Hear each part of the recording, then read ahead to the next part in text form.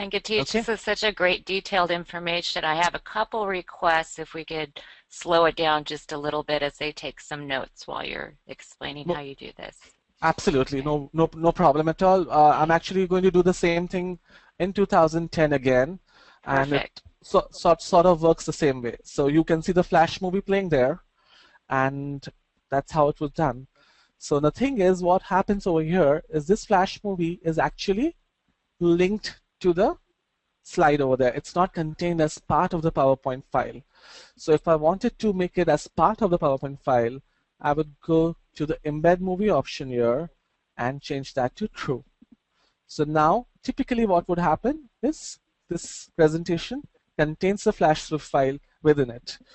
Now, having said that, sometimes it works, sometimes it doesn't work. So whatever you do, if you embed the movie and set it to true, and if you set it to false, it really doesn't matter. At every given time, always keep a copy of the Swift file in the same folder as the presentation so that you have a fail-safe option and it always plays for you. So now that I've said embed is equal to true, I'm going to save the presentation and I'm going to play it again for you. And you can see it plays there. And if I go back to the folder, you'll see that I have the file and the presentation in the same folder. Okay, so this was how it's done in 2007. Okay, so yes, there's a question, will a recording be available? Yes, a recording of this presentation will be available later. So if you want to get hold of the recording after the session is done and follow it step by step, it's entirely possible. One, and the second thing is that I'm going to show you again how you're going to do it in 2010, which is most of the time exactly the same process. Okay, so you'll have a repetition of that as well. So what I'm going to do now is I'm going to get 2010 here, which is what I was using earlier to play the presentation. And you can see the developer tab is available here. I go to the file menu. Within the file menu, I go to options, pretty similar in the same way what I did in 2007. And I get the same dialog over here, PowerPoint options. And I need to go to customize ribbon in this case.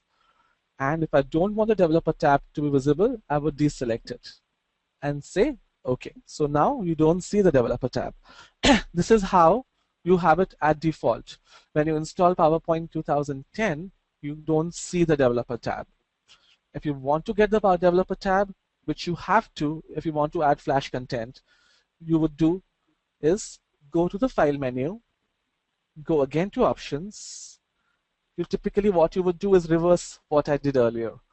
You go to customize ribbon and you can see there's only one tab over here which is not selected, and that happens to be the developer tab. So I select that option, hit OK, and there you are. The developer tab is now visible. Okay, so now that we have the developer tab enabled in PowerPoint 2010 as well, I'm going to show you how to insert it, a Flash movie, into a slide within PowerPoint 2010. Now remember, how do you insert a slide in 2007 and 2010 works in exactly the same way. The only difference is how you enable the developer tab. So let me go ahead and open a blank Flash presentation, blank slide presentation here. Sorry. And Geetesh, this is Jill. We also have questions sometimes about the size of the PowerPoint once you add a flash file. Can you address Yes, that a little bit? sure.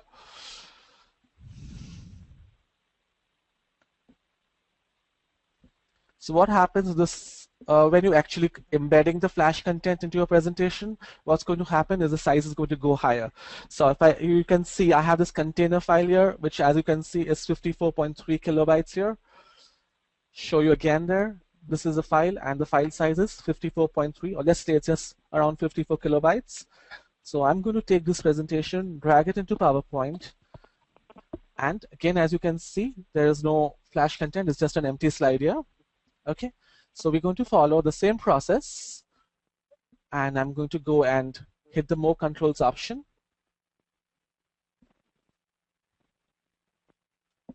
I could just hit S over there and go to Shockwave Flash Object and say OK. Again, the cursor changes from an arrow to a crosshair. I can drag the cursor here. And again, as I said earlier, this is an empty Flash object. It doesn't have any Flash content. It's just a container. To get the actual Flash content here, I would right click, go to properties again. This opens the properties pane there. And I go to movie. And again, I type in the name of the Swift file. Now remember that it's very important that you get the name correct. And since it's in the same folder as a presentation, you can just go ahead and type the name of the Swift file without bothering about what the path is and all that stuff. Also, as far as possible, use uncomplicated small names without any spaces or special characters, because that way it's easy to type and it's easy not to make mistakes. So now what I have done at this point of time is I've just inserted a movie clip over there, and it is linked at this time. I'm going to save this presentation. I'm going to minimize it here. And at this point of time, my 53 or 54 KB presentation now is just 57, although my Swift file is a good 32 kilobytes more. So at this point of time, what's happened is it does not contain the Flash file within itself. It only links to it. So if I go and play it now, as you can see it here, you can see the animated Flash file playing there. And it's playing because it is linked to the same folder where the Swift file is there. So now I'm going to go ahead and go to the embed movie option and change that to true. Get it here again, save it again, and I'm going to minimize it. And if you look here, you will notice that the file size is 352 kilobytes now. So now that Flash file, the Swift file, is actually contained within the PowerPoint file.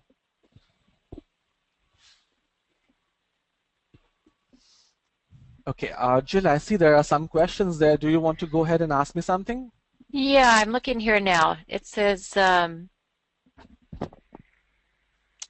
talking about MS tutorials and how to add Flash for newbies. Let's see. Should you always embed or just link? It depends. I personally, if you just ask me what to do, I would always link it because it increases the file size one.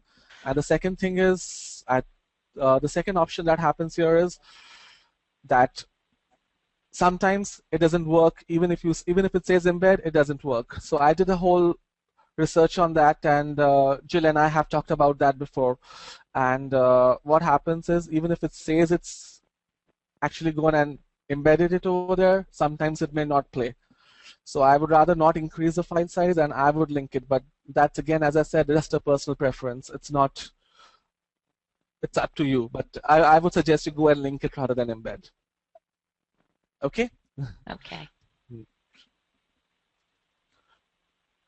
So do we have any other questions about that as of now, or can I go ahead? I think you can go ahead. I'll keep you updated on some of the questions as they come in. Wonderful. So what I'm going to do is I'm going to add a new slide, and I'm going to tell you something about how you can go and add a Flash movie inside PowerPoint 2010, and you don't have to bother about the developer tab, and you don't have to bother about anything else. Okay? All you have to do is just go to the Insert tab. Okay, I probably said you don't have to bother about anything else, and that's wrong. You still have to have the same Swift file in the same folder as the presentation.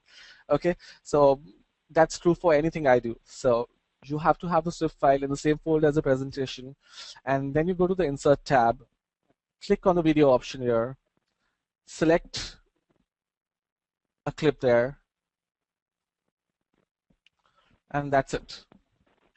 It's like inserting any normal video clip into your PowerPoint presentation. That's all you have to do.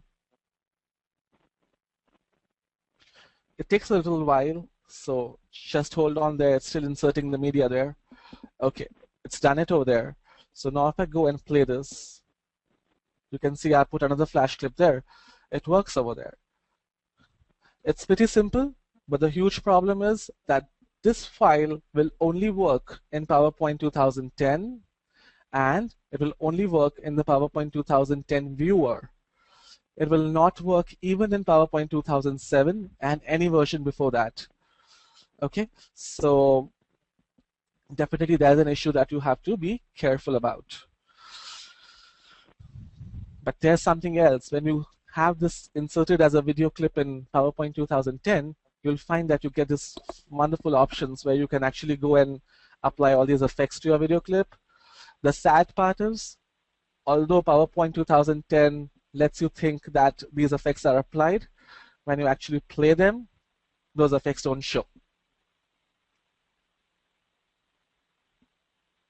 Probably if I just go and apply a 3D effect here, you'll see that more clearly. Okay, so you see it's a circle here, and when it plays, it becomes a rectangle again. Geetesh, we have a question about, as people are learning to do this and trying it out, are there any websites available to download some practice Swift files? Sure.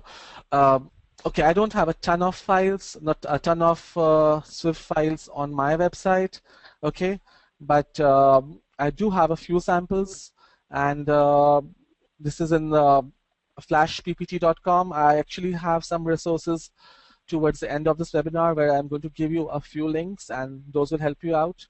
And also the fact that you all can actually go ahead and download trial versions of Raptivity, Presenter, or Buster, and those programs also create Swift files, and so that's a great way of creating Swift files over there. And there are lots of websites online where you can get more free Swift files over there, and including I have a few samples on flashppt.com. Okay, thank you. And one more question here while I'm interrupting. Will the PowerPoint files created in 2007 with Swift files play back in PowerPoint 2003 version? Okay, that's a very good question. Okay, now how it works is like this. If you have a PowerPoint 2007 file that uses the PPTX file extension, which is the default file format for PowerPoint 2007 and 2010, and you insert Swift files in them, then those files will not work in PowerPoint 2003, even if PowerPoint 2003 could open the PPTX files. So what you will have to do is you will have to go in PowerPoint 2007 and 10 and choose the Save As option and save them as PPT. Once you do that, then your Flash files will work in 2003 as well. Okay, but again, many times I have found that this only works if embed is not done. Okay, if you embed your Flash file using the embed is equal to true option in the properties panel that I showed you, then it may not work in 2003. I'm not saying it doesn't work all the time, but it may not work. As a rule, what I have seen is anything that I backsave in PowerPoint 2010 strangely seem to work better in 2003 than anything I backsave in 2007. Okay. Actually, I've worked on this, and actually, I don't want to. I can show you this Excel sheet here that I have here.